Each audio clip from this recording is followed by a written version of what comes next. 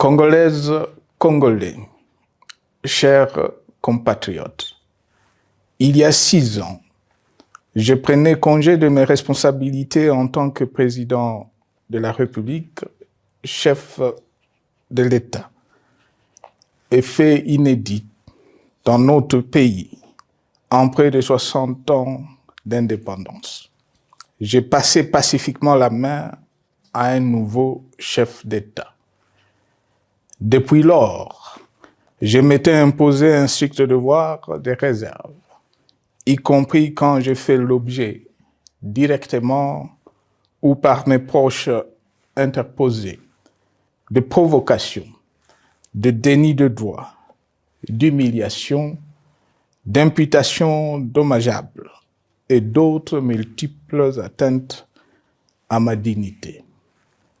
D'abord, parce que je suis convaincu que le temps est le meilleur allié de la vérité, un antidote lent mais puissant contre le venin du mensonge et de la délation.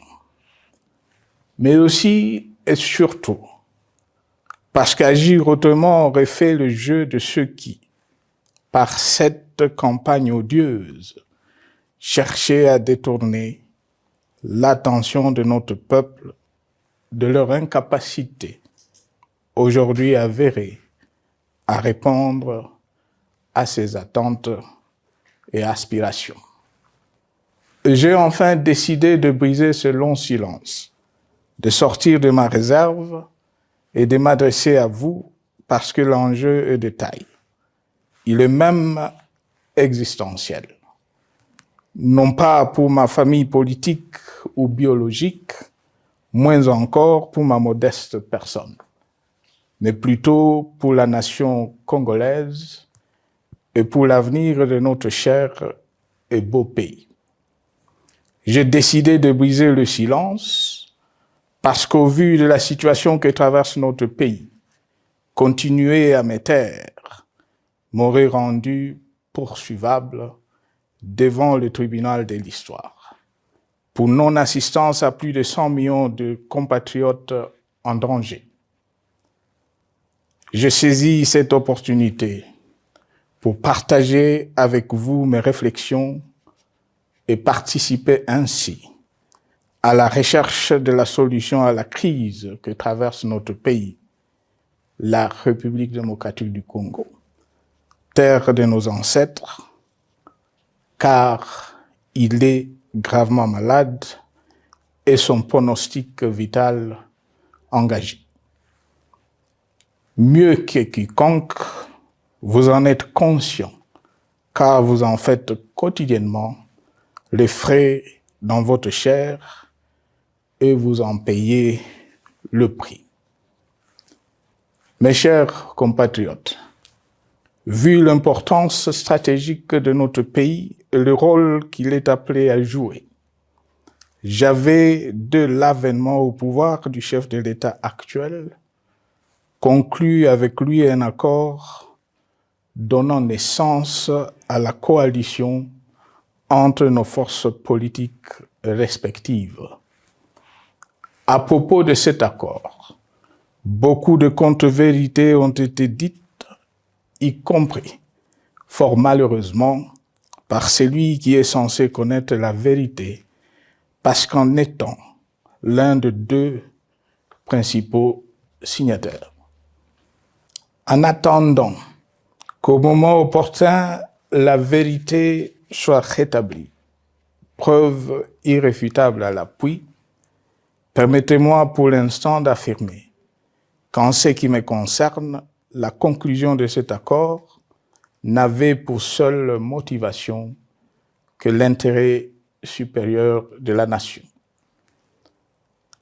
Par cet accord de mutualisation de forces, j'entendais en effet permettre à mon successeur d'exercer dans la direction des affaires de l'État plus de pouvoir effectif que ce que la faible représentation de sa famille politique au sein de la nouvelle Assemblée nationale était en droit de lui conférer. Je voulais par ailleurs faciliter le fonctionnement harmonieux des institutions et éviter à la nation, comme à notre jeune démocratie, d'éventuelles crises politiques qui leur auraient été fatales. Cette première alternance pacifique et civilisée à la tête du pays avait suscité d'autant plus d'espoir qu'en janvier 2019, notre pays s'est trouvé en bien meilleur état qu'au moment de ma propre accession à la magistrature suprême en janvier 2001. Alors que j'avais trouvé un pays au bord de l'implosion, miné par une longue dictature et des guerres, sans institutions républicaines, économiquement en faillite et socialement déchiré. Bref, un pays dont l'incertitude de lendemain menaçait la stabilité de toute la région.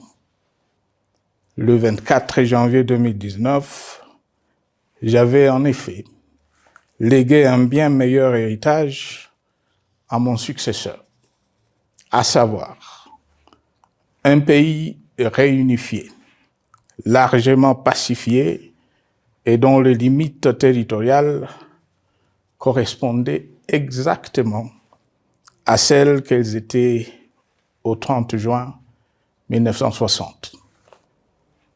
Une nation reconstituée, réconciliée et fière de sa diversité.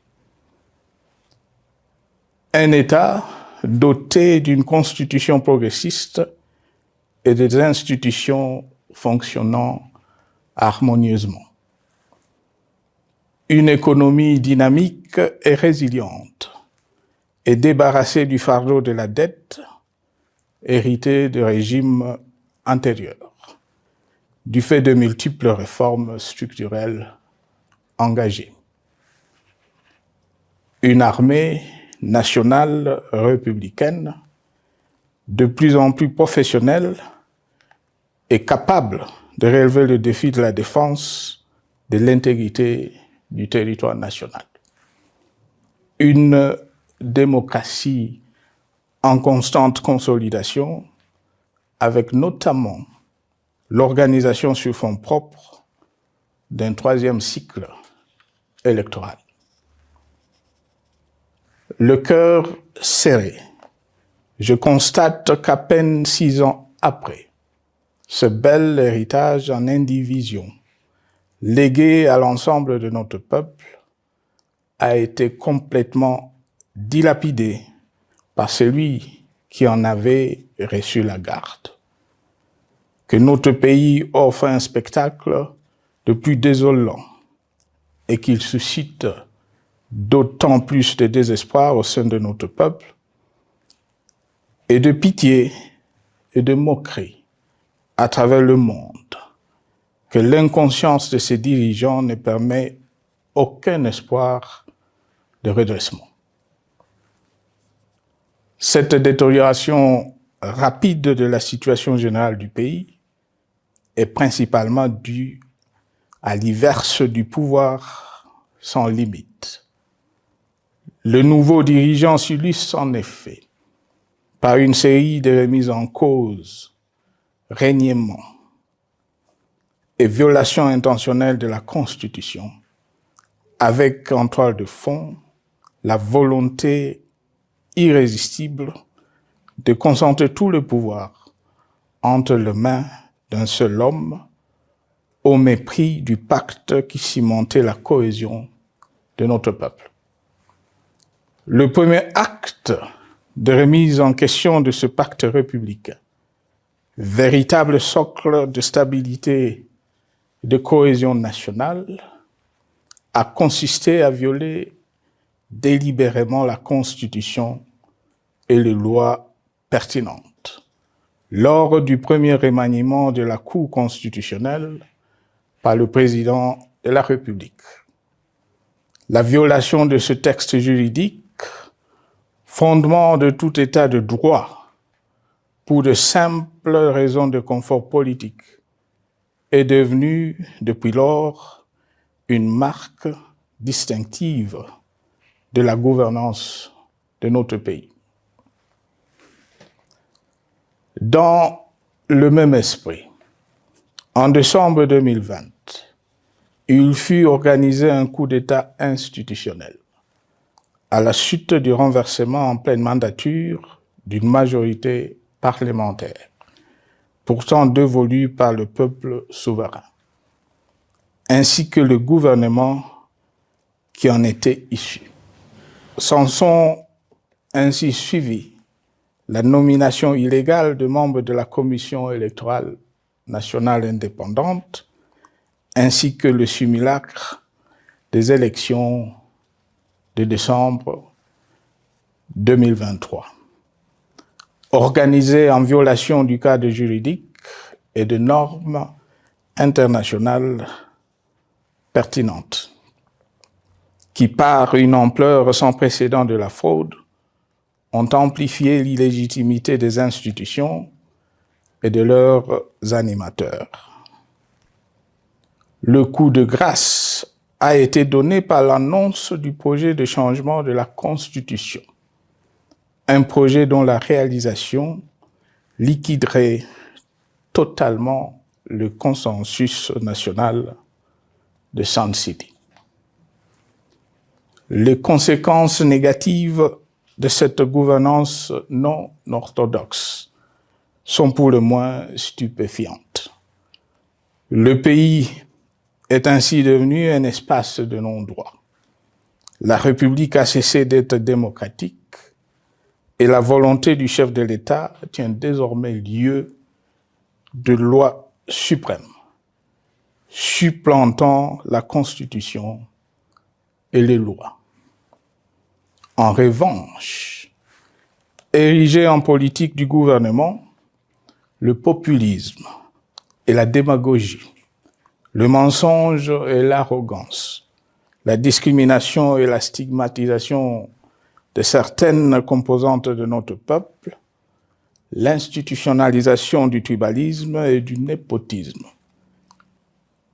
l'opposition de communautés nationales les unes aux autres, le discours de haine et l'injustice ainsi que l'impunité ont d'autant plus aisément détruit la cohésion nationale et le vivre ensemble que l'opulence outrancière et le non-respect de la parole donnée sont les maîtres mots de la classe politique au pouvoir.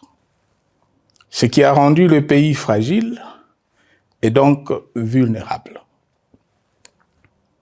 Plus grave, le repli identitaire, dangereux pour l'édification de toute nation, a refait surface, avec ses vieux démons dont l'intolérance et la division est circonstance aggravante.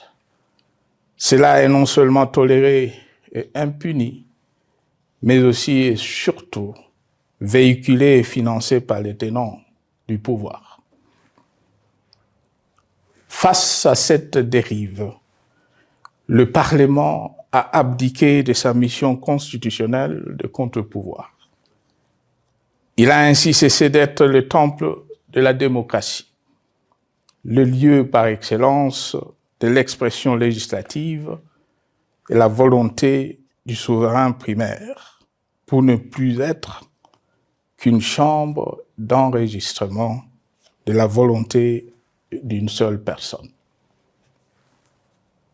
Quant à la justice, garante constitutionnelle des libertés publiques et du socle de valeurs, qui structure notre identité et forge notre unité, elle a complètement démissionné de ses responsabilités, se laissant ouvertement instrumentalisée à des fins politiques. Elle n'est donc plus qu'un instrument d'oppression d'une dictature qui tente désespérément de survivre à contre-courant de l'histoire, par la terreur et l'imposition de la pensée unique. Rôle peu louable, qu'elle partage avec les milices tribales, ainsi que la police et le service de renseignement, eux aussi détournés de leur noble mission de protection des citoyens et de sécurisation de l'État.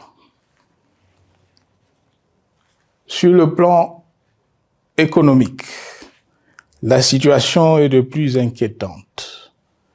Malgré l'augmentation des recettes publiques, essentiellement due à l'arrivée à maturité de toutes les réformes courageusement votées de 2002 à 2018, notamment le nouveau code minier, forestier, des hydrocarbures, des assurances et de la sous-traitance, et un niveau d'aide financière accru de la part des institutions de Bretton Woods. Aucun investissement n'a été réalisé pour doter le pays d'infrastructures modernes, soutenir des réformes structurelles et stimuler la croissance. Par contre, l'inflation et la dépréciation monétaire, jadis vaincues, sont de retour. La corruption et le détournement de deniers publics ont atteint un niveau inédit.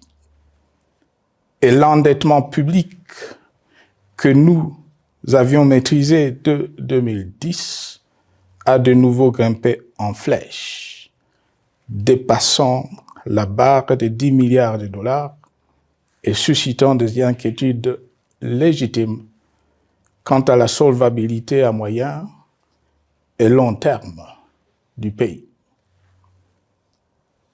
Les conséquences sur le plan social sont aussi dramatiques.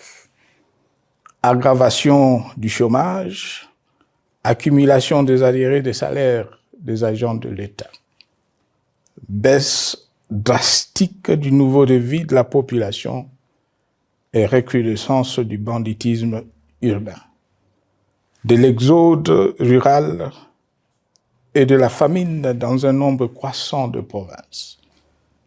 Les Congolais sont désormais en proie à une véritable angoisse existentielle. Parmi les victimes résignées de ce gâchis se trouve en bonne place notre jeunesse, qui a été pourtant de tout le combat démocratique et qui a beaucoup cru aux vertus de l'alternance pacifique. Aujourd'hui, sans repère ni perspective sérieuse du lendemain, ils se sont abandonnés, laissés à la merci des entrepreneurs de conflits et de vendeurs d'illusions de tous bords. Rien de ce qui lui a été promis depuis 6 ans n'a été réalisé. À cette jeunesse désabusée, comme à l'ensemble de notre peuple, nous tenons à donner une assurance. L'échec d'un régime compromet, mais ne scelle pas définitivement le sort d'un peuple.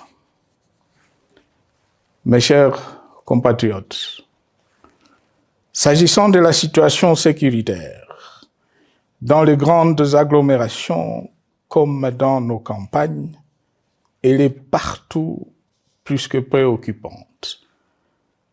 C'est le cas notamment au nord Kivu, au sud Kivu, en Ituri, au Maniema, au Tanganyika, au Katanga et au Mai-Ndombe, province pourtant voisine de Kinshasa, capitale du pays et siège des institutions. Le sang de nos compatriotes civils et militaires, valeureux officiers et soldats des rangs, mais aussi députés, éminents membres de la société civile ou de partis politiques, a ainsi abondamment et gratuitement coulé. Du fait de l'intolérance, du cynisme, voire pire, d'un terrorisme d'État pratiqué dans un seul et unique dessein, l'abus du pouvoir pour le pouvoir. C'est le cas, entre autres, de plusieurs centaines de détenus du centre pénitentiaire de rééducation de Makala, sauvagement abattus dans la nuit du 1er au 2 septembre 2024, victimes sans défense d'un crime incontestable contre l'humanité, à ce jour resté impuni. Il en est de même de membres de la secte mystico-religieuse Wazalendo de Goma, de jeunes de la Junafek à Lubumbashi et du massacre des adeptes de l'église Mbidi à Kilwa. Cette déliquescence de la situation sécuritaire est due à la mauvaise gouvernance du pays qui, dans ces secteurs, est aujourd'hui caractérisée par une formation militaire bâclée, des recrutements et mises en place ethniquement motivés, ainsi que par l'emprisonnement sans jugement, aussi bien de plusieurs militaires et officiers de haut rang que des agents de l'ordre et de sécurité, majoritairement swahiliphones. Bien plus, à l'armée nationale, bouclier de la nation, instrument de préservation de l'indépendance nationale et de l'intégrité territoriale, il a été substitué de bandes de mercenaires, de groupes armés, de milices tribales et de forces armées étrangères qui ont non seulement montré leurs limites, mais aussi enfoncé le pays dans un chaos indescriptible.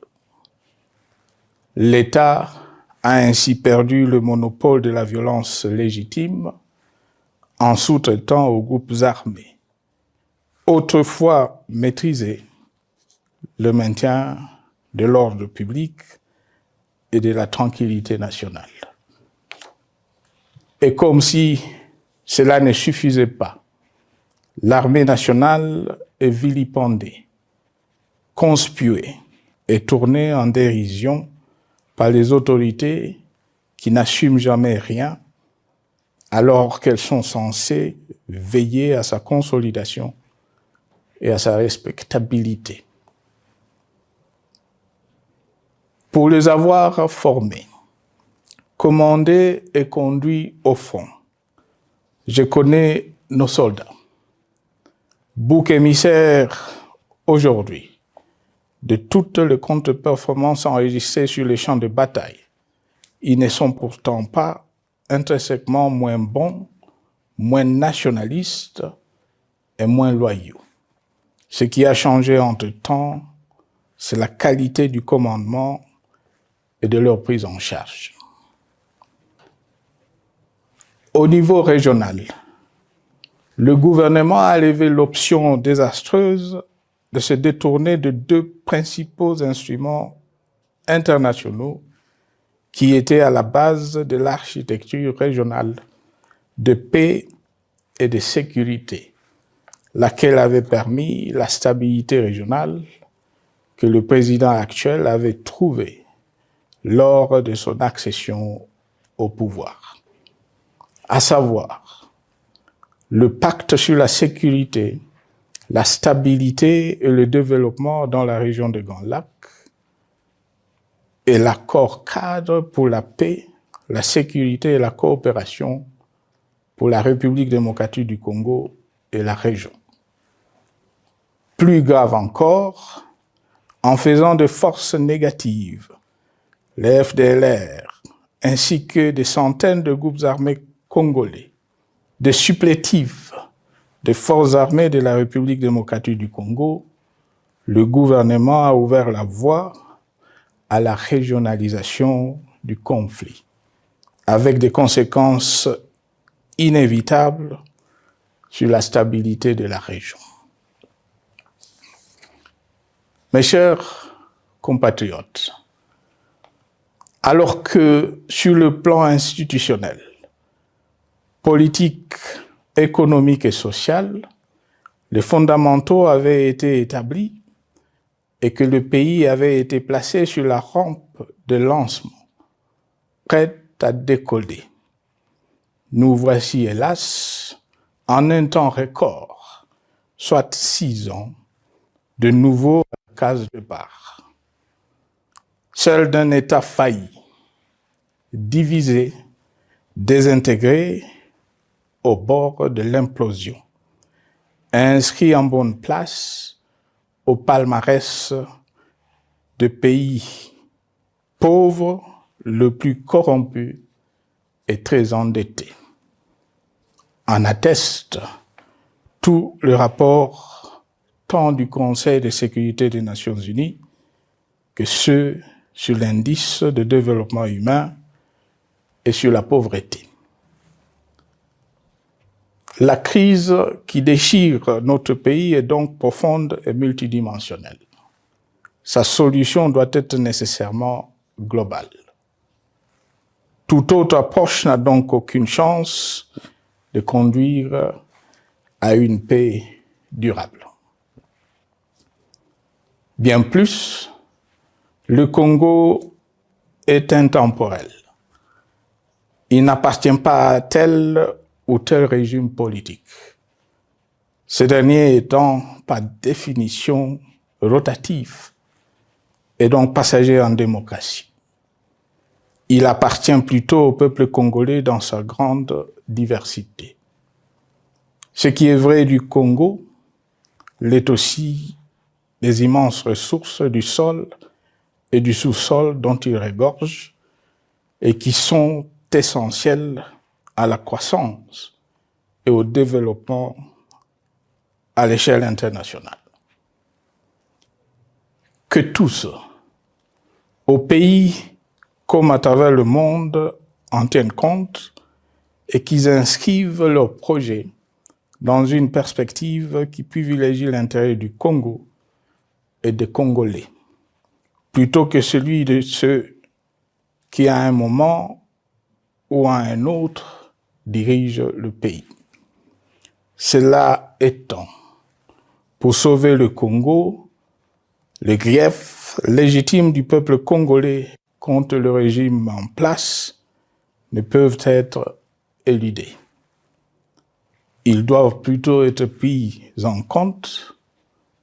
La dictature doit prendre fin et la démocratie, tout comme la bonne gouvernance économique et sociales doivent être restaurées. Car, comme en témoigne l'histoire, il ne peut y avoir de solutions sécuritaires définitives sans solution politique sincère. Sinon, il y aura de nouvelles vagues de convulsions politiques, de troubles à la paix, d'insécurité, d'instabilité institutionnelle, de conflits armés et de guerres civiles. Perspective qu'en toute responsabilité, nous, Congolais, ne pouvons plus nous permettre.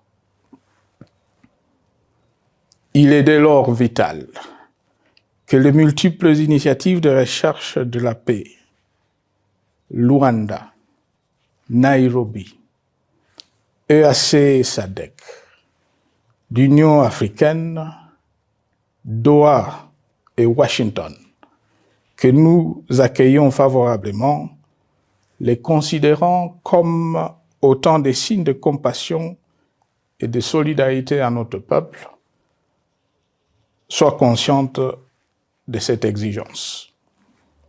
Qu'elles accordent aux Congolais à la fois maîtres de leur destin et premières victimes de cette crise la place centrale qui leur revient de droit, aussi bien dans le diagnostic du mal dont souffre le pays que dans la prescription du traitement dont il a besoin pour en guérir définitivement.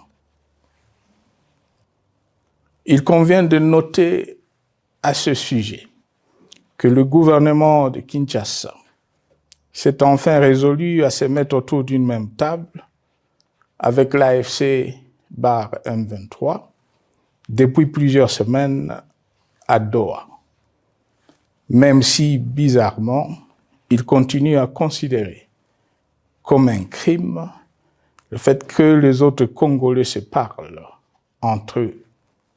C'est le lieu pour moi de saluer la démarche des évêques de la CENCO et de l'ECC, qui a le mérite de n'exclure du débat aucun sujet, ni aucun de nos compatriotes.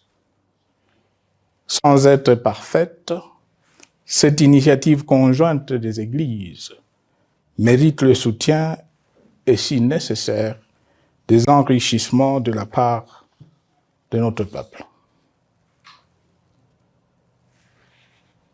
Mes chers compatriotes, une fois n'étant pas coutume, il convient de dénoncer la falsification de l'histoire par ceux dont le jeu pervers dans l'opposition naguère, comme aujourd'hui au pouvoir, a consisté et consiste encore à calomnier, à diffamer, à diaboliser et à diviser pour gagner et régner, à se défausser sur les autres pour justifier leur contre-performance, quelles qu'en soient les conséquences sur la cohésion nationale ou en termes de vies humaines injustement brisées ou perdues. Une preuve, s'il en fallait encore, vient de nous en être donnée une fois de plus. Il y a quelques jours, en effet, suite à une simple rumeur de la rue ou des réseaux sociaux sur ma prétendue présence à Goma, où je veux me rendre dans les prochains jours, comme annoncé par ailleurs, le régime en place à Kinshasa a pris des décisions arbitraires, avec une légèreté déconcertante qui témoigne du recul spectaculaire de la démocratie. Mieux que quiconque, vous savez que pour moi, le Congo est la priorité absolue, que sa souveraineté et son intégrité territoriale ne sont pas négociables, que mon engagement pour la démocratie, la cohésion nationale, la paix et la stabilité n'est pas un slogan creux, et que le respect de la Constitution et des lois du pays, autant que celui de la parole donnée, sont sacrés. Militaire, j'ai juré de défendre la patrie jusqu'au sacrifice suprême. Hier au pouvoir, aujourd'hui en dehors du pouvoir, je demeure plus que jamais fidèle à ce serment. En ce moment où le pays est de nouveau divisé, appelé par le destin, j'ai le devoir d'œuvrer à la recherche de la paix et de contribuer à la reconstruction de notre pays qui se meurt. C'est dans cet esprit que j'ai choisi ce moment pour exprimer ma sympathie à l'endroit de toutes les victimes du conflit en cours, de réconforter et marquer ma solidarité avec la population de la partie orientale.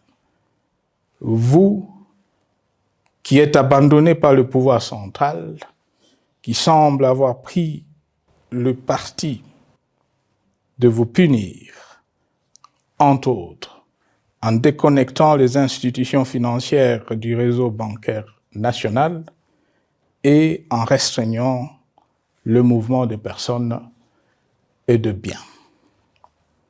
Ces décisions et bien d'autres vous asphyxient et rendent votre vie plus précaire que jamais.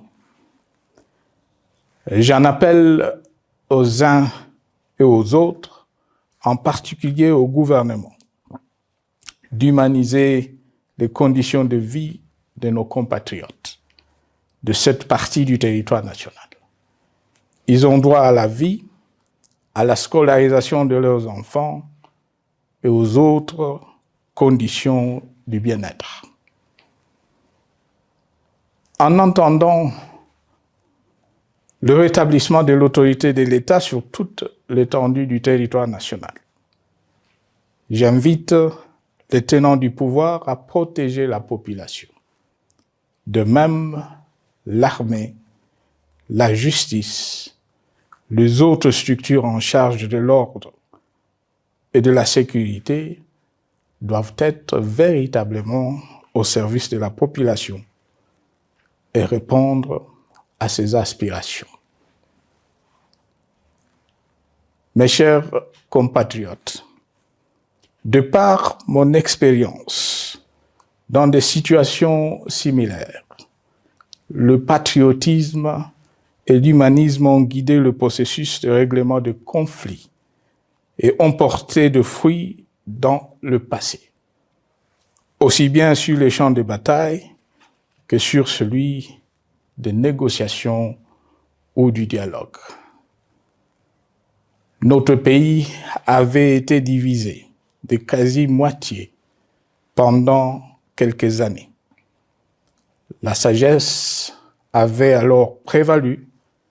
Nous avions recollé le morceau et le pays a survécu dans son unité.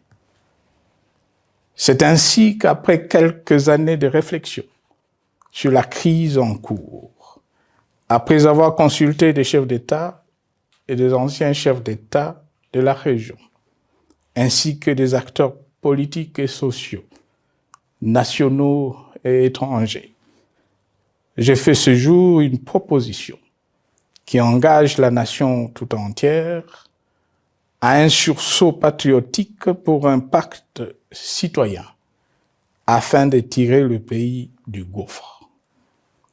Le travail hardi qui s'impose à nous portera notamment sur les 12 points suivants. 1. Mettre fin à la dictature, mieux à la tyrannie. 2. Arrêter la guerre. 3. Rétablir l'autorité de l'État sur toute l'étendue du territoire national. 4. Restaurer la démocratie en revenant aux fondamentaux d'un véritable État de droit. 5. Rétablir les libertés fondamentales. 6. Réconcilier le Congolais et reconstruire la cohésion nationale. 7. Relancer le développement du pays par la mise en place d'une bonne gouvernance économique, une gestion administrative et financière orthodoxe et une répartition équitable des ressources nationales. 8. Relancer le dialogue sincère et permanent avec tous les pays voisins en vue de l'instauration de la paix et du développement durable dans la région. 9. Rétablir la crédibilité du pays auprès de partenaires au niveau tant régional, continental qu'international. 10. Neutraliser tous les groupes armés nationaux et étrangers et rapatrier ces derniers dans leur pays d'origine. 11. Mettre définitivement fin au recours et à l'utilisation de mercenaires, conformément à la Convention de l'Union africaine sur l'élimination du mercenariat en Afrique du 3 juillet 1977 et à la résolution des Nations Unies du 4 décembre 1989 portant sur la Convention internationale contre le recrutement, l'utilisation, le financement et l'instruction de mercenaires et rapatrier sans condition ceux qui sont déjà déployés sur le sol congolais. 12. Ordonner le retrait sans délai de toutes les troupes étrangères du territoire national. À ce sujet, je salue la décision sage des pays de la SADC de retirer les troupes de la SAMI DRC de notre pays. Vu l'immensité de la tâche ainsi décrite, je lance un appel solennel à tous les Congolais, sans distinction de sexe, d'ethnie, d'âge, de classe sociale, de zone géographique ou d'appartenance politique, qui aiment passionnément le Congo, qui sont prêts à tous les sacrifices, qui adhèrent sans réserve au pacte républicain de Sun City et qui tiennent au respect de la Constitution du 18 février 2006 à se dire autour de ces objectifs. Il s'agit de la refondation de l'État et de l'édification d'un pays qui a perdu ses repères. Mobilisons-nous et mettons à profit tous les moyens à notre disposition pour restaurer l'unité nationale, sauver le Congo et préserver son indépendance. Car l'Afrique et le monde nous regardent. Mes chers compatriotes, le Congo vaut mieux que la caricature qu'en donnent ses dirigeants actuels. Le Congo mérite mieux que cette politique extérieure faite de jérémiades et de mendicité. J'ai donc la ferme conviction que le peuple congolais est capable, aujourd'hui comme en 1960, de vaincre le démon de la division, qu'il est capable aujourd'hui, comme au cours de la décennie 90, de vaincre la tyrannie et la tentation du pouvoir absolu. Qu'il est capable aujourd'hui, comme en 2003, de prendre le dessus sur ce qui nous divise et de mettre fin à la violence armée qui oppose ses enfants. Pour y parvenir, chacun doit jouer sa partition. Je m'engage à jouer la mienne.